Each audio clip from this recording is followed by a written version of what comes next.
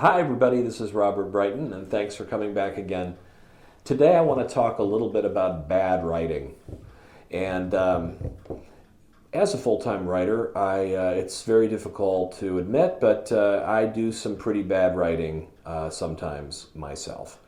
We all do, okay? We all do. We just don't get it right, and that's fine. The point is, you need to learn how to recognize bad writing.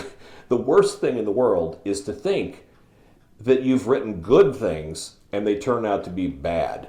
Because let me tell you, other people will let you know, and that's really uncomfortable. So it's much better if we can work together to recognize bad writing, so that when you sit down and you do your writing, you only have the good stuff to share when you're done. So a couple of things that characterize bad writing. One is, of course, cliches.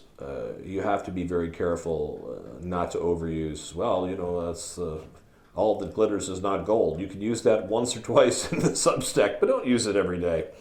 So you have to avoid cliches. You have to avoid being trite and expressing things in a way that other people don't understand. Let me give you an example.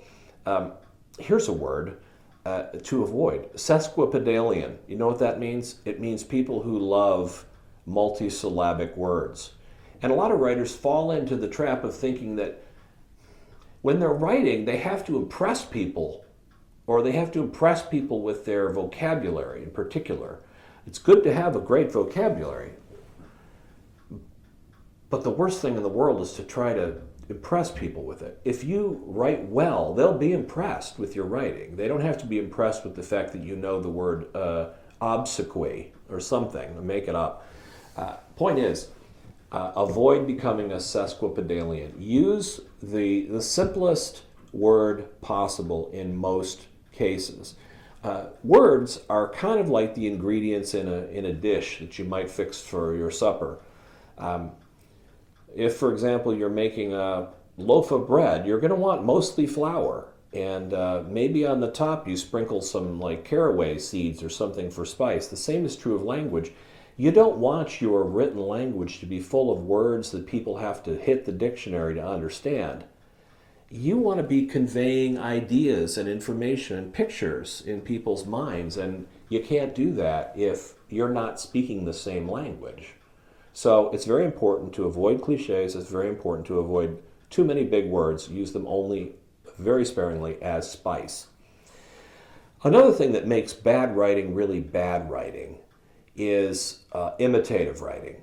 And this is where I depart from a lot of instructors, maybe the majority of instructors who teach people how to write.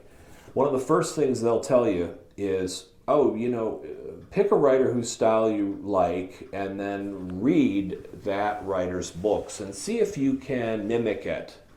And over time, if you can mimic that person's style, you'll develop your own style. Well, that's an assertion without, in my mind, any grounding in reality at all. Because if I try to write like Ernest Hemingway, I may end up writing some kind of parody of Ernest Hemingway, but I don't know how that translates into my own style. I really don't. I don't get that at all. I think the way to write in your own style is to develop your own style and not imitate anybody else's. So I think a lot of bad writing is imitative. I'm pretty happy, actually, about this, because I don't think I've ever heard anyone tell me that your books are like the books of Mr. or Ms. X, Y, or Z. I consider that a huge compliment. The last thing I ever want to hear is, oh, wow, your books are just like, this person and that person and the other person and that. No, that's bad. I mean, if I'm just writing like everybody else, why am I doing this? So anyway, don't be imitative. The other thing that I think that's very important, it's very hard to write good dialogue. Writers struggle with it, and for good reason. Because bad dialogue is very much like real life dialogue. If you could transcribe our real life conversations, You can see this sometimes when you read a transcript of, say, an interview or something with a public figure. We don't put our sentences into perfect grammatical shape before we say them. We don't always use the perfect word. We are often boring and repeat ourselves over and over. This is just the fact. I mean, it's okay because when you're talking with somebody, you have hand gestures, you have facial expressions, you have all kinds of things that carry the conversation along. But when you're writing, the only thing people have to create the movie in the mind that you have seen is the symbols you put down on paper. It's just symbols on paper. But those symbols have a magic power to create an image in people's mind and can summon feelings, just like notes in music.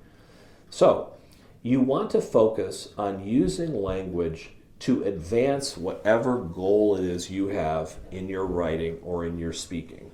You know, to create an effect, to paint a picture, to describe something adequately, to get somebody to buy something from you. There's any number of reasons you'll be doing this. But the point is, you can't be too real life because real life is dull. And on that subject, it's very important. Bad writing usually has a lot of telling instead of showing. So if you have a choice between telling something to your reader about what a character feels, for example, John felt dismayed at Mary's comment. Yeah, okay, I get it. Or you could say, John took off his glasses and rubbed his face after Mary had finished speaking. To me, that's just a much richer portrait, and it allows the reader to bring his own or her own creativity to bear as well. So don't tell, show. With those few tips, you can avoid a lot of bad writing, and we'll go into more detail about a dozen other things that you can avoid so that your writing is good and that you know it's good when you put it out there. Thanks for joining.